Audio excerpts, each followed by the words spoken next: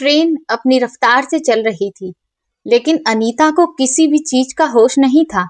वो इस वक्त अपनी परेशानी में इतनी बुरी तरह उलझी हुई थी कि उसका दिमाग और कुछ सोच ही नहीं पा रहा था। तभी उसके बगल से एक हल्की और कमजोर सी आवाज आई। बेटी, क्या हुआ? बहुत परेशान लग रही हो। कहाँ जा रही हो? अनीता के बगल में बैठी हुई एक बुजुर्ग महिला ने उससे पूछा। तो अनीता अपने ख्यालों की दुनिया से बाहर आई और उसने धीमी मुस्कुराहट के साथ कहा, अम्मा जी, मैं अपने मायके जा रही हूँ। ये सुनकर वो बुजुर्ग महिला मुस्कुराने लगी और बोली, अरे, ये तो बहुत ही खुशी की बात है। मायके जाने की खुशी तो कुछ अलग ही होती है। इस पर अनीता ने कोई जवाब नहीं दिया। अब वो भला अम्मा जी को क्या बताती कि वो वहां कोई खुशी बांटने नहीं जा रही थी, बल्कि अपना दुखड़ा रोने जा रही थी। वो क्या बताती कि जिस मायके को लड़की का सबसे मजबूत सहारा माना जाता है, वहां जाने के लिए आज उसे 100 बार सोचना पड़ रहा था, क्योंकि जब से उसके भाई आयुष की शादी अंजलि से हुई थी, वो अपने परिवार और काम में इतना व्यस्त हो गया था कि महीनों तक अपनी बहन को फोन तक नहीं करता था। अनीता जब भी उसे फोन करती तो वो जल्दबाजी में बात करके तुरंत फोन काट देता था। अनीता की भाभी अंजलि का व्यवहार अनीता के लिए बहुत ही रूखा था। शायद उसे घर के काम का बहुत ज्यादा बोझ होगा। अनीता हमेशा यही सोचकर अपने दिल को तसल्ली दे देती थी, लेकिन आज उसके दिमाग में बार बार बुरे ख्याल उठ रहे थे कि क्या उसका भाई आयुष उसकी मदद करेगा। अगर उसने मना कर दिया तब वो क्या करेगी। लेकिन फिर वो खुद को समझाने लगी कि उसका भाई ऐसा कैसे कर सकता है। मैंने उसके लिए क्या कुछ नहीं किया है। माँ के जाने के बाद मैंने ही तो उसे माँ जैसा प्यार दिया था। इसलिए मुझे पूरा भरोसा है कि वो मुझे खाली हाथ नहीं लौटाएगा। यही सब सोचते सोचते कब रेलवे स्टेशन आ गया, अनीता को पता ही नहीं चला। ट्रेन से उतरकर उसने ऑटो लिया और सीधा अपने घर की तरफ रवाना हो गई। रास्ते भर अनीता यही सोच रही थी कि वो आयुष से क्या कहेगी, अपनी बात कैसे शुरू करेगी। क्या वहां पहुंचकर सीधे पैसों की बात करना सही रहेगा? ये सब सोचकर उसे अंदर ही अंदर बहुत शर्म भी महसूस हो रही थी कि आखिर वो अपने भाई के सामने कैसे हाथ फैलाएगी। लेकिन कहते हैं ना कि मजबूरी इंसान से क्या कुछ नहीं करवा देती। कुछ देर बाद ऑटो एक शानदार कोठी के सामने जाकर रुका। ये वही पुराना घर था, लेकिन अब उसे तोड़कर एक आलीशान कोठी में बदल दिया गया था। गेट पर एक बड़ी सी गोल्डन रंग की नेम प्लेट लगी हुई थी, आयुष एंड अंजलि होम। अनीता की आंखें उस नेम प्लेट को देखकर भर आईं। यही वो जगह थी जहां कभी पिताजी अपनी पुरानी लकड़ी वाली कुर्सी डालकर बैठा करते थे, जहां तुलसी का पौधा था जिस पर माँ रोज जल चढ़ाया करती थी। अनीता ने ऑटो वाले को पैसे दिए और फिर भारी कदमों से गेट की तरफ बढ़ गई। तभी सिक्योरिटी गार्ड ने उसे तुरंत रोक लिया। आपको किससे मिलना है? उसने कड़क अंदाज में पूछा। अनीता ने हिचकिचाते हुए कहा, मैं आयुष की बहन अनीता हूँ। ये सुनकर सिक्योरिटी गार्ड ने उसे ऊपर से नीचे तक देखा। शायद उसे यकीन नहीं हुआ कि इस शानदार कोठी के मालिक की बहन ऐसी हालत में होगी। उसने इंटरकॉम पर बात की और फिर गेट खोल दिया। अनीता जब अंदर दाखिल हुई तो गार्डन में बहुत खूबसूरत फूल खिले हुए थे। उसने अंदर पहुंचकर घंटी बजाई। कुछ देर बाद दरवाजा खुला तो सामने उसकी भाभी अंजलि खड़ी थी। अनीता को देखते ही अंजलि के चेहरे पर चिंता की लकीरें आ गईं। फिर उसने बनावटी मुस्कुराहट के साथ कहा, अरे दीदी, आप अचानक, आपने बताया भी नहीं कि आप आ रही हैं। हाँ भाभी, बस मुझे अचानक आना पड़ा। घर में आयुष है क्या? हाँ, वो तो अभी सो रहे हैं। आज रविवार है ना, इसीलिए देर तक सोते हैं। आप अंदर आइए, अंजलि ने कहा तो अनीता अंदर ड्राइंग रूम में आकर बैठ गई। घर अंदर से बिल्कुल किसी महल जैसा लग रहा था। हॉल के बीचों बीच एक बड़ा सा झूमर चमक रहा था जो किसी हीरे जैसी रोशनी फैला रहा था। उसे देखकर अनीता को थोड़ी राहत महसूस हुई कि उसके भाई के पास पैसों की कमी नहीं है, इसलिए शायद वो आसानी से उसे 6 लाख रुपए दे सकता है। तभी अंजलि पानी लेकर आ गई और बोली, बताइए दीदी, सब कुछ ठीक तो है ना? और जीजा जी कैसे हैं? ये सुनते ही अनीता का गला सूखने लगा। उसने सबसे पहले पानी का घूंट भरा और फिर हिम्मत जुटाकर बोली, भाभी, कुछ भी ठीक नहीं है। मनोज की तबीयत बहुत ज्यादा खराब है। उन्हें दिल का दौरा पड़ा है। डॉक्टर ने तुरंत ऑपरेशन कराने के लिए कहा है। ये सुनकर अंजलि के चेहरे के भाव बदल गए और हमदर्दी की जगह वहां एकदम से रूखापन उतर आया। ओह, ये तो बहुत बुरा हुआ। फिर बताइए, ऑपरेशन कब है? डॉक्टर ने कहा है कि जितनी जल्दी हो सके उतनी जल्दी ऑपरेशन करा लीजिए, लेकिन दरअसल मुझे पैसों की बहुत दिक्कत है। मनोज के ऑपरेशन के लिए 6 लाख रुपए की जरूरत है। अनीता ने नजरें झुकाकर धीरे से कहा। फिर कमरे में गहरी खामोशी छा गई। अंजलि ने अपने हाथ के सोने के कंगन ठीक करते हुए कहा, 6 लाख रुपए तो बहुत बड़ी रकम होती है दीदी, और आजकल वैसे भी मार्केट में बहुत मंदी चल रही है। आयुष भी अपने कारोबार को लेकर बहुत परेशान रहते हैं। ये सुनकर अनीता का दिल बैठने लगा। अंजलि की बातों का रुख वो अच्छी तरह से समझ रही थी, इसलिए उसने कहा, मैं जानती हूँ भाभी, लेकिन मेरे पास और कोई रास्ता नहीं है। अगर ऑपरेशन नहीं हुआ तो मनोज को बचाना बहुत मुश्किल हो जाएगा और मेरे बच्चे वो अनाथ हो जाएंगे। मैं बस यहाँ पैसे उधार मांगने आई हूँ। मैं जैसे तैसे करके आपका कर्ज चुका दूंगी। आप आयुष से इस बारे में बात कर लीजिए। तभी दूसरी तरफ से आयुष सीढ़ियों से उतरता हुआ आया। कौन आया है अंजलि? उसने ऊपर से ही पूछा तो अनीता ने मुड़कर देखा। अपने भाई को देखकर उसकी आंखों से आंसू छलक पड़े। वो उठी और आयुष की तरफ बढ़ गई। आयुष उसे देखकर रुक गया। अनीता को वहां देखकर वो भी चौंक गया। दीदी, तुम सब ठीक तो है ना? अनीता ने आयुष का हाथ पकड़ लिया और बोली, आयुष, मुझे तुम्हारी मदद चाहिए। तुम्हारे जीजा जी इस वक्त अस्पताल में हैं। उनके ऑपरेशन के लिए पैसों की सख्त जरूरत है। अगर तुम मेरी मदद नहीं करोगे तो मैं बर्बाद हो जाऊंगी। आयुष ने धीरे से अपना हाथ छुड़ाया और अपनी पत्नी अंजलि की तरफ देखा तो अंजलि ने आंखों ही आंखों में उसे इशारा कर दिया कि अब उसे क्या करना है।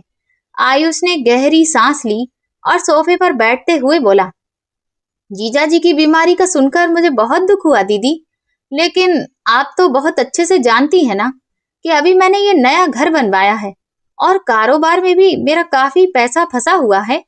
मेरे पास नकद पैसों की बहुत कमी है। ये सुनकर अनीता सुन्न पड़ गई। उसे अपने कानों पर भरोसा ही नहीं हो रहा था। आयुष, मैं तुमसे यहाँ भीख मांगने नहीं आई हूँ।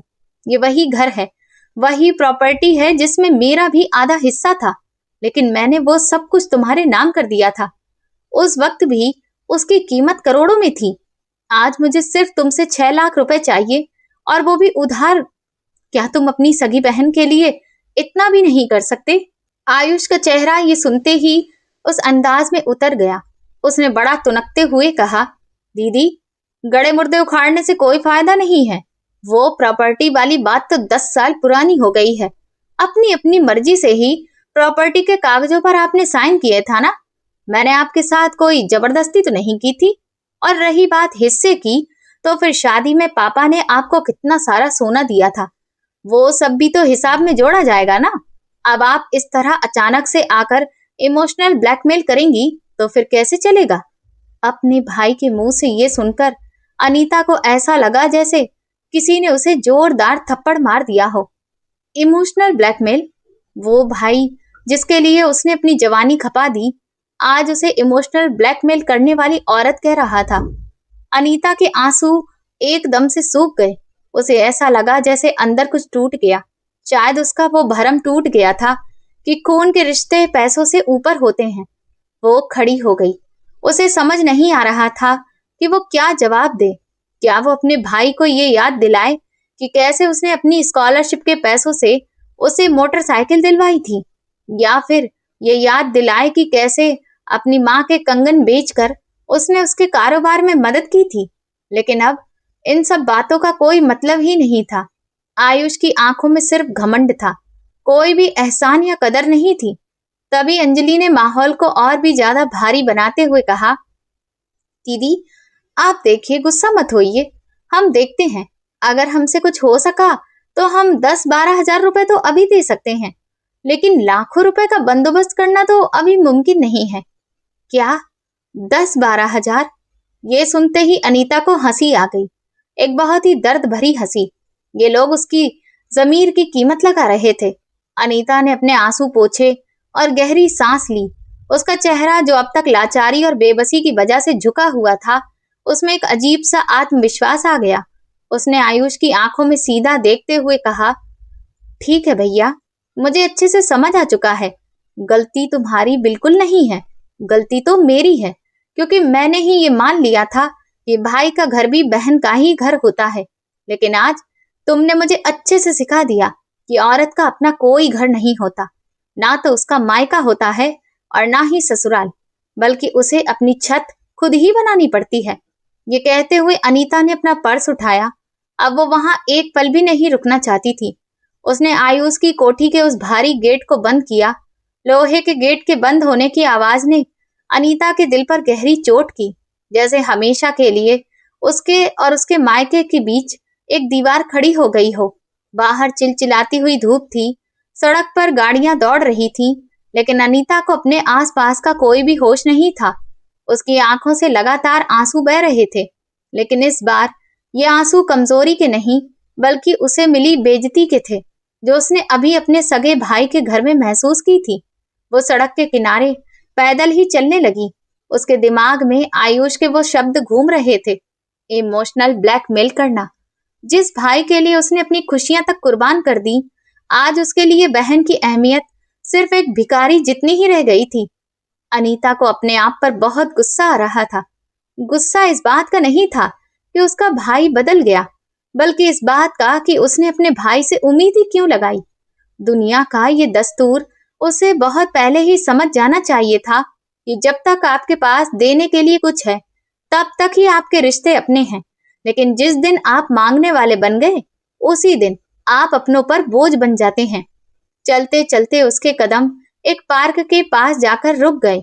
वो एक बेंच पर बेहाल होकर बैठ गई।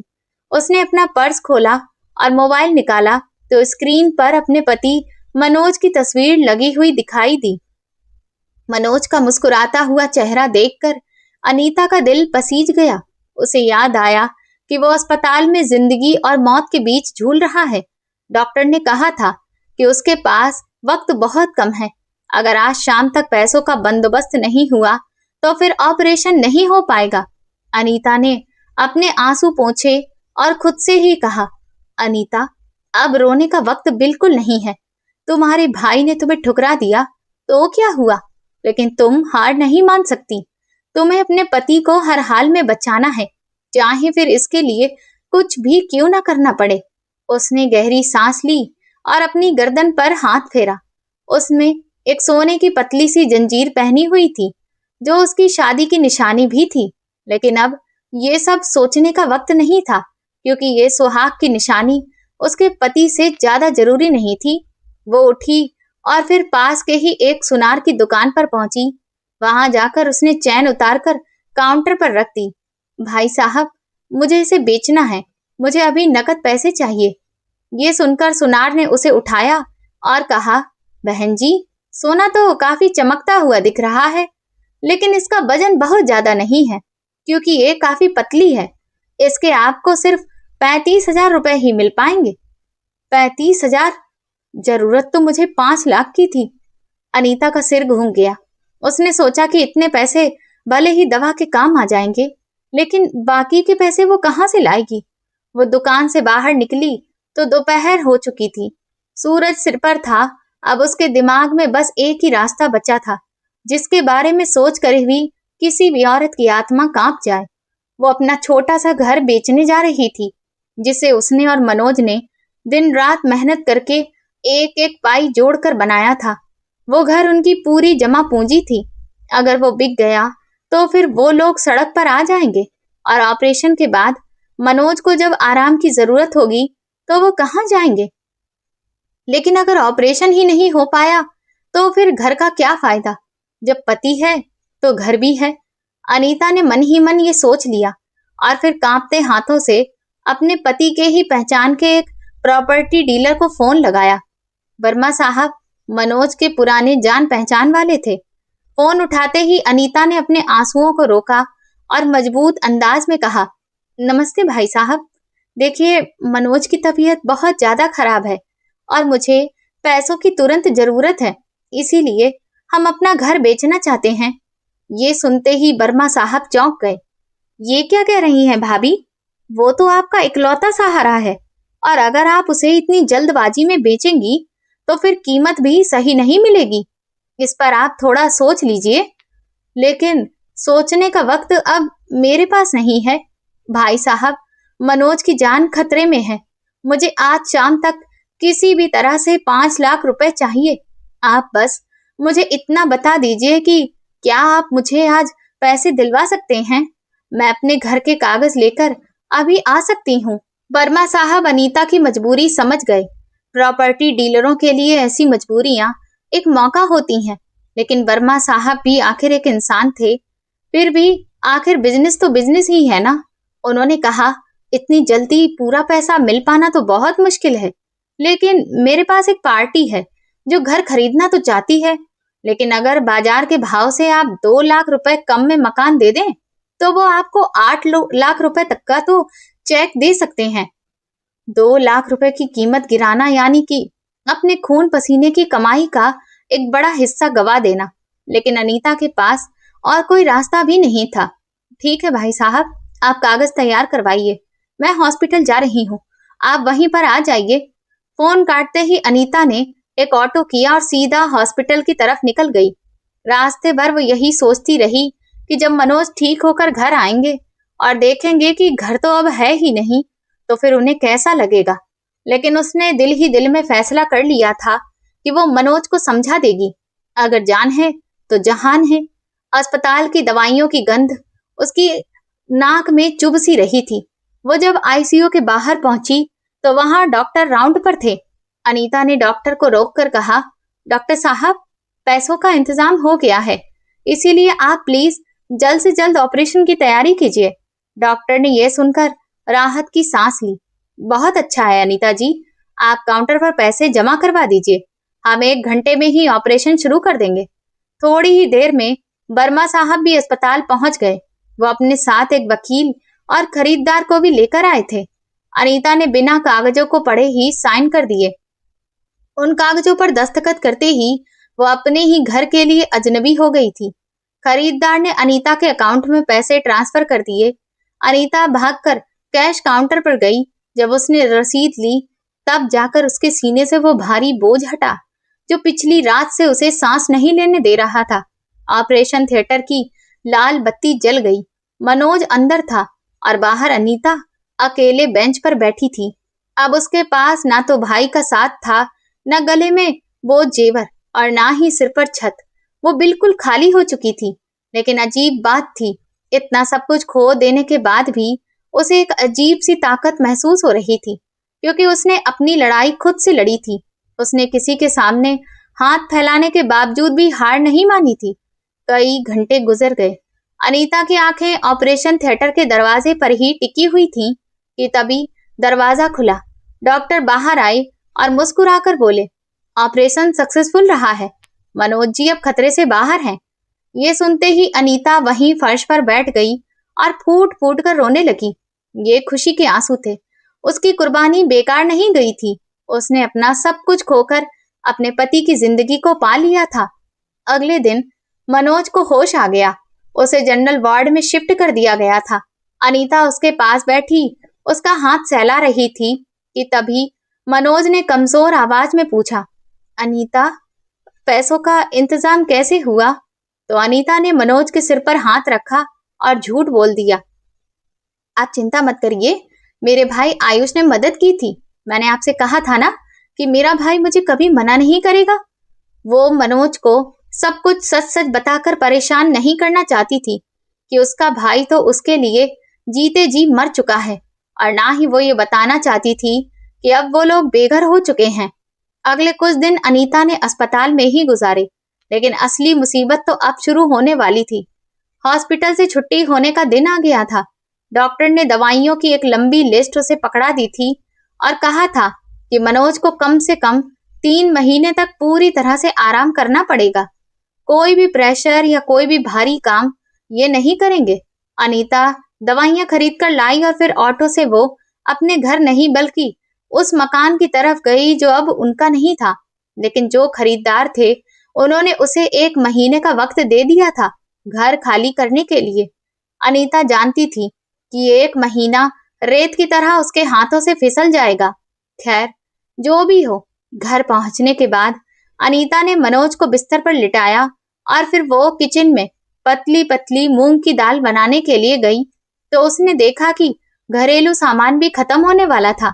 मनोज की नौकरी का भी कोई भरोसा नहीं था क्योंकि वो एक निजी कंपनी में काम करता था और फिर 3 महीने की छुट्टी का मतलब था नौकरी से हाथ धोना। तभी उसका फोन बजा। देखा तो उसकी भाभी अंजलि का फोन था।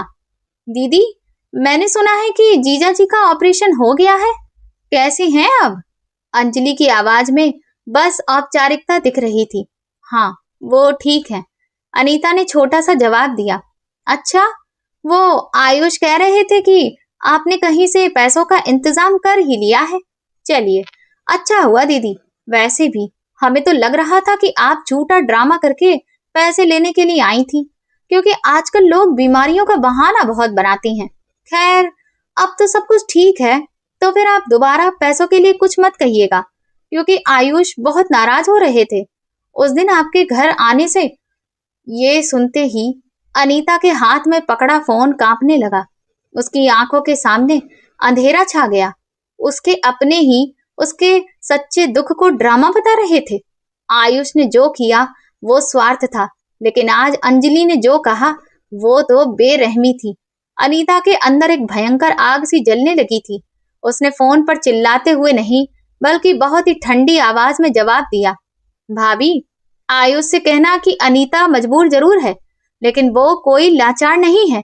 मैंने अपना घर बेचकर अपने पति की जान बचाई है, लेकिन याद रखिएगा, जिस प्रॉपर्टी के घमंड में तुम और भैया आज जमीन पर पैर नहीं रख रहे हो ना, वो मेरी कुर्बानियों की बुनियाद पर ही खड़ी है। और याद रखिएगा कि वक्त बदलते देर नहीं लगती। आज मेरा वक्त खराब है, कल तुम्हारा भी ऐसा वक्त आ सकता है। ये कहकर अनीता ने फोन काट दिया। उसका दिल जोर जोर से धड़क रहा था। उसने आज एक बड़ा फैसला कर लिया था कि अब वो और नहीं रोएगी, बल्कि अब वो एक नई अनीता बनेगी।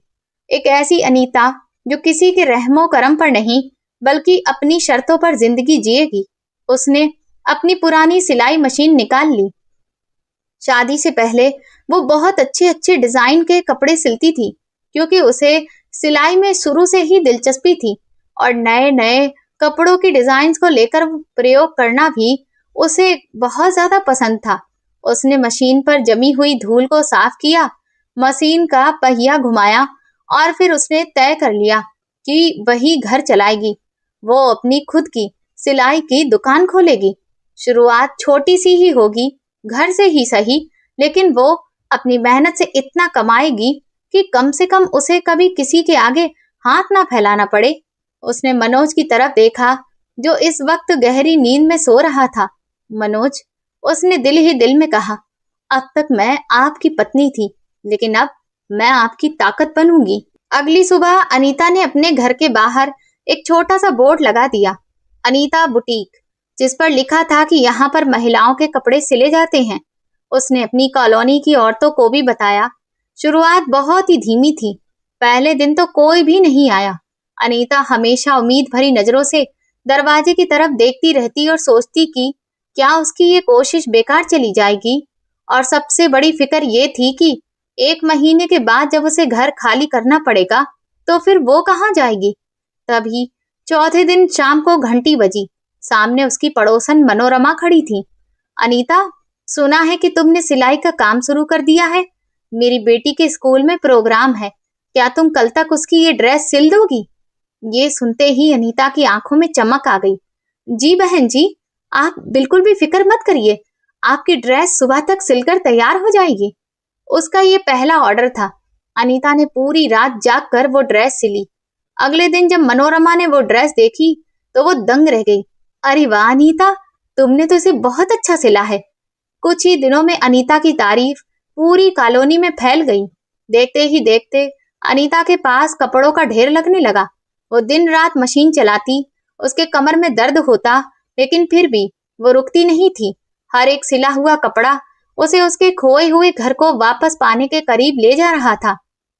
लेकिन शायद किस्मत को अभी उसकी और परीक्षा लेनी थी। 1 महीना पूरा होने को आया था।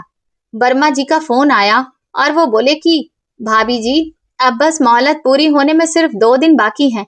नए मालिक को इस घर का कब्जा भी देना है। आपने किराए का मकान देख लिया है क्या? किराए का मकान? अनीता के पास भला इतने पैसे तो जमा हो चुके थे कि वो 1 महीने का किराया भी दे सके। लेकिन सबसे बड़ी मुश्किल ये थी कि मनोज को अब वो कैसे बताए कि उनका घर अब बिक चुका है। लेकिन फिर भी उसने हिम्मत करके मनोज को समझाया कि मैं इतनी मेहनत कर लूंगी कि हम किराए के घर में भी आराम से रह सकते हैं। अगर आपकी जान चली जाती तो फिर मैं क्या करती? भगवान अगर चाहेगा तो फिर हमारा भी एक दिन अपना घर होगा। ये सब सुनकर मनोज को सदमा तो लगा, लेकिन उसे अपनी पत्नी पर गर्व भी हो रहा था कि उसने उसकी जान बचा ली। अगले दिन घर खाली करना था। अनीता ने जो थोड़ा बहुत सामान था उसे बांधा और एक छोटा सा टेम्पो आ गया। मनोज और अनीता ने बड़े ही भरे दिल के साथ अपने इस प्यारे से घर को अलविदा कहा। चाबी वर्मा साहब के आदमी को पकड़ाते हुए अनीता के हाथ कांप रहे थे। उसे ऐसा लग रहा था जैसे उसके हाथों से घर की चाबी नहीं, बल्कि उसकी अपनी किस्मत फिसल रही है। अनीता ने जो नया घर देखा था वो शहर के एक बहुत ही पुराने और तंग इलाके में था, जहां एक छोटी सी कोठरी टाइप का कमरा था जिसकी दीवारों से सीलन की बदबू आ रही थी। मनोज को वहां की हालत देखकर बहुत दुख हुआ। अनीता, मैं तुम्हें कहां से कहां ले आया। अगर महलों जैसा घर नहीं तो कम से कम एक साफ सुथरे घर में तो रहने के तुम काबिल थी ही। अनीता ने मुस्कुराकर कमरे की खिड़की खोली और बोली, मनोज, घर ईंटों से नहीं बल्कि इंसानों से बनता है, और हम लोग साथ हैं यही काफी है। और आप मेरे पास हैं, ये सबसे बड़ी बात है। और ये वक्त भी कट जाएगा। अनीता ने तुरंत अपना काम शुरू किया। उसने उस कमरे को साफ किया और एक कोने में छोटा सा पर्दा लगाकर किचन बना लिया, और फिर खिड़की के पास जहां सबसे ज्यादा रोशनी आती थी वहां अपनी सिलाई मशीन रख ली। लेकिन नई जगह की मुश्किलें अलग थीं। यहाँ के लोग अनीता को नहीं जानते थे और यहाँ की औरतें वो खुद सिलाई जानती थीं। इसीलिए उन्हें बाहर से कपड़े सिलवाने की जरूरत बहुत ही कम पड़ती थी। यानी कि अब अनीता की आमदनी तकरीबन बंद ही हो गई थी। मनोज की दवाइयां भी बहुत महंगी थीं। जो पैसे घर बेचकर बचे थे वो काफी तेजी से खत्म हो गए। अगले दिन अनीता ने अपनी डिजाइन की हुई कुर्ती का एक नमूना पर्स में रखा। वो ये सोचकर मार्केट की तरफ गई कि कहीं कोई दुकान उसकी सिलाई और डिजाइन को देखकर शायद उसे काम दे दे। जब वो वहां पहुंची तो उसकी नजर एक शोरूम पर गई जहां काफी महंगे महंगे लहंगे और गाउन टंगे हुए थे। अनीता ने सोचा कि अगर मैं यहाँ काम मांगू तो शायद मुझे यहाँ काम मिल जाए। लेकिन फिर उसने अपनी साधारण सी सूती साड़ी और चप्पलों की तरफ देखा। क्या इतने बड़े शोरूम वाले उसे अंदर घुसने भी देंगे? लेकिन मजबूरी तो शर्म से बड़ी होती है। इसीलिए उसने फैसला किया कि वो हार नहीं मानेगी। जैसे ही वो शोरूम के अंदर गई तो काउंटर पर एक औरत बैठी हुई थी जो काफी मॉडर्न लग रही थी, और वो फोन पर किसी पर चिल्ला रही थी। क्या करूं अब? कारीगर टाइम पर भाग गया तो कुछ समझ नहीं आ रहा, जबकि मेरा ऑर्डर आज शाम तक तैयार होना चाहिए। वो अवंतिका खन्ना का लहंगा है। अगर वो लहंगा खराब हो गया तो वो मेरी जान ही ले लेगी। उस औरत ने गुस्से से फोन पटक दिया। अनीता समझ गई कि यही यहाँ की मालकिन है। वो धीरे से आगे बढ़ी। नमस्ते मैडम। तो उस औरत ने घूर कर अनीता की तरफ देखा। हाँ बताओ, क्या चाहिए? देखो, हम कोई चंदा नहीं देते हैं। नहीं मैडम, मैं यहाँ चंदा मांगने नहीं आई हूँ, मैं एक कारीगर हूँ। मैंने अभी सुना कि आपको एक ऑर्डर तुरंत पूरा करवाना है। मैं इसमें आपकी मदद कर सकती हूँ। ये सुनते ही उस औरत ने अनीता को ऊपर से नीचे तक देखा। तुम के डिजाइनर लहंगे को ठीक कर सकती हो? देखो, ये कोई साधारण पेटीकोट या ब्लाउज बनाने का काम नहीं है, बल्कि ये बहुत ही बारीकी का काम है। अगर तुमने इसे खराब कर दिया ना तो मेरे लेने के देने पड़ जाएंगे। तुम यहाँ से चली जाओ, क्योंकि मेरा दिमाग पहले से ही बहुत खराब है। लेकिन अनीता ने फिर भी हार नहीं मानी। उसने अपने बैग से वो कुर्ती निकाली जो उसने खुद डिजाइन करके सिली थी। उसमें उसने बहुत बारीक कढ़ाई और कटवर्क का काम किया था। उसने कुर्ती को काउंटर पर रख दिया मैडम, एक बार प्लीज इस कुर्ती पर मेरा काम देख लीजिए। अगर आपको ये काम पसंद नहीं आया तो मैं चली जाऊंगी। और रही बात उस लहंगे की, अगर मैं उसे ठीक नहीं कर पाई तो उसकी जो भी भरपाई होगी वो मैं करने को तैयार हूँ। अनीता ने जब जोर दिया तो मालकिन ने एक नजर उस कुर्ती पर डाली। उसने कुर्ती को उठाया। उसकी सिलाई वाकई में बहुत ही उम्दा तरीके से की गई थी। इसके बाद उसने कुर्ती पर जो डिजाइनिंग और जरदोजी का काम था उसे भी बड़ी बारीकी से देखा तो उसकी आंखों में एक चमक सी आने लगी, क्योंकि वो काम भी बहुत ही बेहतरीन तरीके से किया गया था। सारा काम बड़ी सफाई से भरा हुआ लग रहा था, बिल्कुल ऐसे जैसे किसी प्रोफेशनल ने किया हो। ये देखते ही हल्की सी मुस्कुराहट उसके चेहरे पर आई और आंखों में उम्मीद उतर आई। उसने काउंटर के नीचे से एक भारी भरकम लहंगा निकाला जो अधूरा था। उसकी फिटिंग पूरी तरह से बिगड़ी हुई थी। देखो, ये है वो लहंगा और इसे शाम 7 बजे तक तैयार करना है, क्योंकि जो कस्टमर है वो शाम 7 बजे तक आ जाएगी। क्या तुम इसे शाम को 7 बजे तक तैयार करके दे सकती हो? अनीता ने तुरंत उस लहंगे को हाथ में पकड़ा, जिसका कपड़ा काफी मुलायम था। उसने उसे ध्यान से देखा। काम मुश्किल था, लेकिन नामुमकिन नहीं था। हो जाएगा मैडम, लेकिन मुझे मशीन और धागा यहीं चाहिए। औरत ने उसे तुरंत पीछे वर्कशॉप की तरफ जाने का इशारा किया। अगर तुमने ये काम सही कर दिया तो मैं तुम्हें मुंह मांगा पैसा दूंगी, लेकिन अगर तुमने इसे बिगाड़ दिया तो याद रखना, मेरा वक्त खराब करने की वजह से मैं तुम्हें पुलिस के हवाले भी कर सकती हूँ। अनीता वर्कशॉप में गई। वहां बड़ी बड़ी मशीनें रखी थीं। उसने भगवान का नाम लिया और फिर अपना काम शुरू कर दिया। उसके हाथ मशीन पर इस तरह चल रहे थे जैसे कोई मंझा हुआ कलाकार अपनी कला का प्रदर्शन कर रहा हो।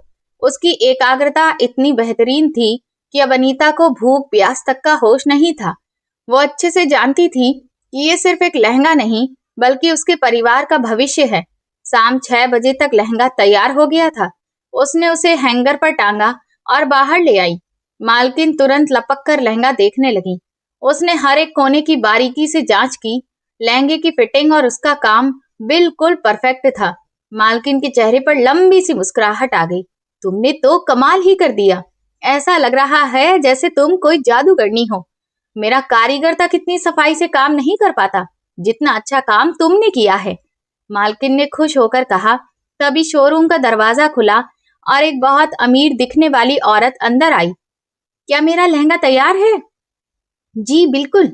जैसे ही मालकिन ने वो लहंगा उस औरत को दिखाया तो वो खुशी से फूल ही नहीं समाई। Thank you so much. उसके जाने के बाद मालकिन ने 3,000 रुपए निकाले और अनीता की तरफ बढ़ाते हुए कहा, ये लो, तुम्हारी मेहनत, तुमने आज मेरी इज्जत बचा ली। अनीता के लिए उस वक्त ये 3,000 रुपए बहुत बड़ी रकम थे। एक दिन में 3,000 रुपए, ये देखकर उसकी आंखों में आंसू आ गए। Thank you madam. इतना कहकर अनीता जाने लगी तो मालकिन बोली, रुको, दरअसल मुझे एक बेहतरीन कारीगर की जरूरत है। क्या तुम मेरे लिए काम करोगी? मैं तुम्हें हर महीने 40,000 रुपए सैलरी और हर ड्रेस के लिए अलग से कमीशन भी दूंगी। 40,000 रुपए सैलरी। ये सुनते ही अनीता को ऐसा लगा जैसे उसके कानों में शहनाइयां गूंजने लगी हों। ये उसकी पिछली जिंदगी की मुश्किलों के खत्म होने और नई जिंदगी की शुरुआत की आहट थी। जी मैडम, मैं जरूर काम करूंगी। अनीता ने हाथ जोड़कर कहा और खुशी खुशी घर लौट आई। उसके चेहरे पर लंबी मुस्कुराहट थी। उसने रास्ते में मनोज के लिए फल और सारी दवाइयां खरीदी और जब घर आकर उसने मनोज को सब बताया तो मनोज भी बहुत खुश हो गया। देखा मनोज, मैंने तुमसे कहा था ना कि वक्त बदलते देर नहीं लगती। अनीता खुश होकर बोली। लेकिन कहानी अभी खत्म नहीं हुई थी। अनीता को नौकरी मिल गई थी, लेकिन उसका असली मकसद सिर्फ नौकरी करना नहीं था। उसे अपनी खुद की पहचान बनानी थी। इधर अनीता का भाई आयुष, जो अपनी जीत और दौलत के घमंड में चूर था, उसे ये खबर भी नहीं थी कि उसकी बहन अब ऐसी दुनिया में कदम रख चुकी है जहां आयुष जैसे लोगों की दौलत भी फीकी पड़ जाएगी। कुछ महीने बीत गए और फिर अनीता के डिजाइन किए हुए कपड़े पूरे शहर में मशहूर होने लगे, जिस वजह से शोरूम की बिक्री दोगुनी तिगुनी होने लगी, क्योंकि अनीता कपड़ों को अलग अलग तरीके से डिजाइन करती थी और उन पर जो काम किया जाता था वो भी काफी स्टाइलिस्ट और क्लासी लगता था, जो लड़कियों को बहुत पसंद आता था। और इसके लिए वे एक एक ड्रेस की मुंह मांगी कीमत देने को भी तैयार हो जाती थी। खास तौर पर अमीर परिवारों की लड़कियां और औरतें तो उन ड्रेसों पर नजर पड़ते ही तुरंत खरीद लेती थी। जब शोरूम में अचानक इतने बेहतरीन डिजाइनर कपड़े मिलने लगे तो सभी उत्सुकता से पूछने लगे कि आखिर ये डिजाइन कौन तैयार कर रहा है। और जब मालकिन ने अनीता का नाम बताया तो काफी लोग खुशी खुशी अनीता से मिलने लगे और फिर इसी तरह उसकी अपनी पहचान बनने लगी। एक दिन बुटीक में बहुत बड़ा ऑर्डर आया। शहर के विधायक जी की बेटी की शादी थी। उन्हें अपने पूरे परिवार के लिए कपड़े डिजाइन करवाने थे। विधायक जी की पत्नी बुटीक आई और वहां की मालकिन ने तुरंत अनीता को ही आगे कर दिया। मैडम, ये है हमारी खास डिजाइनर अनीता और यही आपके कपड़े डिजाइन करेगी। विधायक जी की पत्नी ने अनीता को बहुत बड़ा डाउन पेमेंट दिया। ये एडवांस पेमेंट अनीता की जिंदगी बदलने वाला था। विधायक जी की बेटी की शादी में मीडिया वालों ने बहुत भारी कवरेज किया हुआ था और वहां सभी ने जो कपड़े पहने थे, खास तौर पर उनकी बेटी का लहंगा, उसकी जमकर तारीफ हो रही थी। कितनी अच्छी डिजाइन करने वाली आखिर कौन है। और फिर वहीं से अनीता का नाम सुर्खियों में आ गया। इसके बाद तो जैसे अनीता सब तरफ छा गई। उसके पास एक के बाद एक ऑर्डर्स की लाइन लगती ही जा रही थी। अब तो शहर के सभी बड़े बड़े करोड़पति लोग भी अनीता से ही अपने कपड़े डिजाइन करवाना चाहते थे। 1 साल का समय तब बीता जब अनीता ने अपना खुद का बड़ा सा शोरूम खोल लिया, जहां अब वो सिर्फ डिजाइन तैयार करती थी और बाकी का काम उसके वर्कर्स करते थे। उसकी निगरानी में फिलहाल 8-10 वर्कर्स थे, लेकिन ये गिनती आने वाले समय में काफी तेजी से बढ़ने वाली थी, क्योंकि जिस तरह से अनीता की पॉपुलैरिटी बढ़ रही थी, कोई भी कह सकता था कि अब उसे आसमान की ऊंचाइयां छूने से कोई नहीं रोक सकता। और फिर आखिरकार वो सिर्फ अपने शहर में ही नहीं बल्कि दूसरे बड़े शहरों में भी फेमस होने लगी।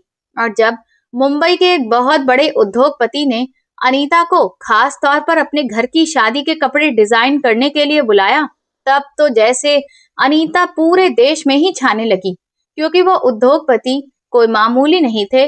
उनके बॉलीवुड और बड़े बड़े पॉलिटिशियंस से भी रिलेशन थे, जिस वजह से भारी मीडिया कवरेज था, जिसका अनीता को काफी फायदा हुआ।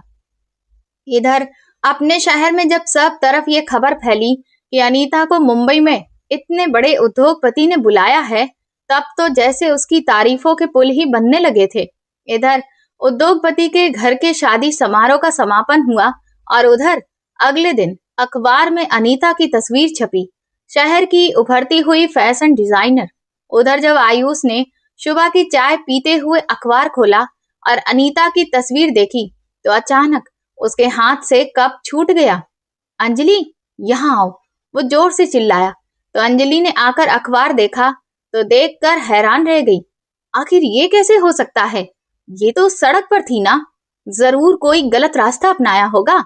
आयुष की आंखों में फिर से लालच आ गया, क्योंकि उसका कारोबार पिछले कुछ महीनों से घाटे में चल रहा था। उसने सोचा, अनीता तो मेरी बहन है, अब जब उसके पास पैसा आ गया है तो वो क्या मेरी मदद नहीं करेगी? उसकी आंखों में एक चमक थी, लेकिन ये चमक गर्व की नहीं बल्कि लालच की थी। पिछले 6 महीने से आयुष की दुनिया बदल चुकी थी। जिस कारोबार के घमंड में उसने अपनी बहन की बेइज्जती की थी, वो कारोबार अब डूबने की कगार पर आ चुका था। बाजार की मंदी और उसके कुछ गलत फैसलों ने उसे कर्ज में फंसा दिया था। अंजलि, जो कभी अनीता को बहुत ही गिरी हुई और घटिया नजर से देखती थी, अब वो आयुष के सिर पर सवार थी। अरे, तुम्हें अपनी दीदी के पास जाना चाहिए। देखो, वो तो शहर की इतनी अमीर और मशहूर डिजाइनर बन चुकी हैं। अब तो उनकी पहचान में विधायक, एमएलए सभी लोग आ चुके हैं। अगर तुम उनसे बात करोगे तो वो जरूर तुम्हारी किसी न किसी तरह से मदद कर पाएंगी। आयुष को थोड़ी झिझक हुई। वो कहने लगा, लेकिन अंजलि, हमने उसके साथ बहुत बुरा किया था। वो तो मेरी शक्ल भी देखना नहीं चाहेगी।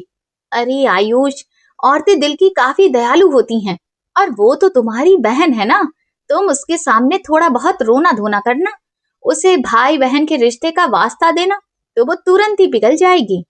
अंजलि ने बड़ी ही चालाकी से आयुष को समझाया तो वो तुरंत लालच के मारे तैयार हो गया। उसने अपनी सबसे पुरानी और साधारण सी शर्ट पहनी ताकि वो बड़ा ही बेबस और लाचार दिखे, और वो तुरंत अनीता के शोरूम की तरफ चल पड़ा। जब वो वहां पहुंचा तो उसकी आंखें फटी की फटी रह गईं।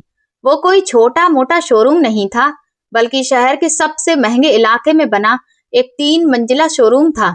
आयुष ने अंदर जाकर देखा तो बाहर की चिलचिलाती धूप से अंदर का माहौल काफी ठंडा और सुकून भरा था, क्योंकि कई सारे एसी लगे हुए थे और अनीता एक बड़ी सी कुर्सी पर बैठी हुई थी। वो लैपटॉप पर कुछ काम कर रही थी। दीदी, आयुष ने दबे पांव अंदर घुसते हुए कहा तो अनीता ने सिर उठाया। उसकी आंखों में आयुष को देखकर कोई खास खुशी नहीं आई, बस एक खामोशी और गंभीरता आ गई। उसने लैपटॉप बंद किया तो आयुष ने अपनी एक्टिंग शुरू कर दी। उसकी आंखों में बनावटी आंसू आ गए। मुझे माफ कर दो दीदी, मैं बहुत शर्मिंदा हूँ। उस दिन जो भी हुआ वो अंजलि के बहकावे में आने के बाद हुआ था। मुझे अपनी हरकत पर बाद में बहुत पछतावा हुआ। मैं तो तुम्हें ढूंढने भी आया था, लेकिन तुमने तो अपना पुराना घर छोड़ दिया था। अनीता चुपचाप उसकी बातें सुनती रही। उसके चेहरे पर कोई भी जज्बात नहीं थे। आयुष ने अपनी बात आगे बढ़ाई।